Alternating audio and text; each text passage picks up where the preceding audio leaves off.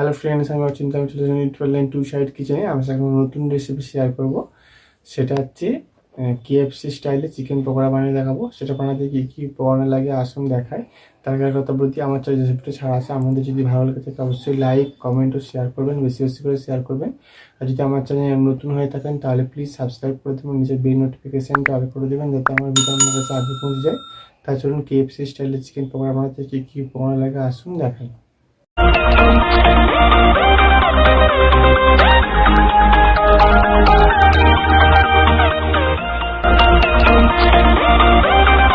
KFC স্টাইলে chicken pakora বানাতে কি কি উপকরণ লাগে আসুন দেখায়। তার আগে একটা ভিডিওটা প্রথম থেকে শেষ অবধি দেখার অনুরোধ রইল। তার জন্য রেসিপিটা শুরু করি। কি কি উপকরণ লাগে আসুন দেখিয়ে দিই।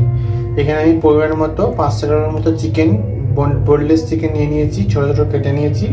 এখানে আমি কর্নফ্লাওয়ার নিয়েছি 1 বাটি, একটা ডিম নিয়েছি, সাদা তেল নিয়েছি, এটা আমি ধনে গুঁড়ো নিয়েছি, জিরে গুঁড়ো নিয়েছি, লঙ্কার গুঁড়ো নিয়েছি, লবণ নিয়েছি। তার জন্য রেসিপিটা শুরু করি। এবার আমি মশলাটা মাখিয়ে নেব চিকেনটা। এবার মধ্যে লবণ দিয়ে দেবো, লঙ্কার গুঁড়ো দিয়ে দেবো, জিরে গুঁড়ো দিয়ে দেবো, ধনে গুঁড়ো দিয়ে দেবো। এবার আমি সব উপকরণ দিয়ে দিয়েছি। এবার ভালো করে মাখিয়ে নেবো চিকেনটা। আমি চিকেনটা ভালো করে মাখিয়ে নিয়েছি। এবার আমি একটা কোট করে নেব। এবার আমি এটা কর্নফ্লাওয়ারে দিয়ে দেবো, দিয়ে কর্নফ্লাওয়ারের সাথে এটা মাখিয়ে নেবো, একটা কোট করে নেব। এবার আমি একটা ছাঁকনির সাহায্যে বাকি যে এক্সট্রা থাকবে সেটা ঝরানোর জন্য আমি নিয়ে নেবো। একটা ছাঁকনি নিয়েছি বড়।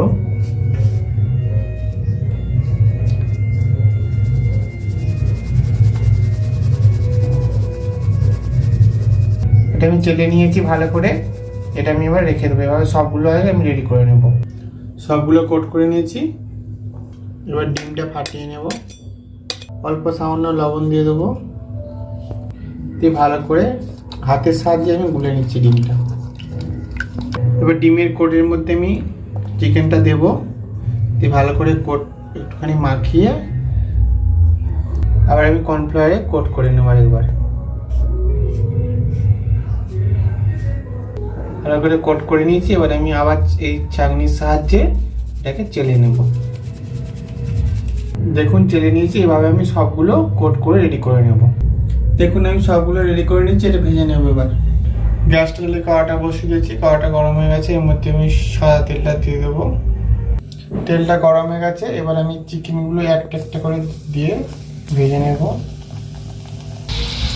আমি দিয়েছি কিছুটা ভেজে এবার ভালো করে উল্টে পাল্টে ভেজে নেব।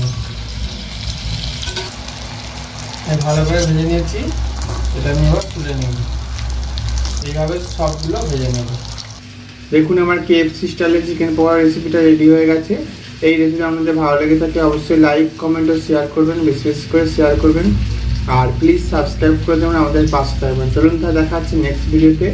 এরকম নিত্য নতুন ভিডিও পাওয়ার জন্য আমার চ্যানেলটাকে অবশ্যই সাবস্ক্রাইব করে দেবেন, আমাদের পাশে থাকবেন। চলুন তাহলে দেখা হচ্ছে নেক্সট ভিডিওতে। আর দেখুন কত সুন্দর পকোড়াগুলো ভাজা আছে, আপনার বাড়িতে অবশ্যই ট্রাই করবেন। তা চলুন দেখা হচ্ছে নেক্সট ভিডিওতে।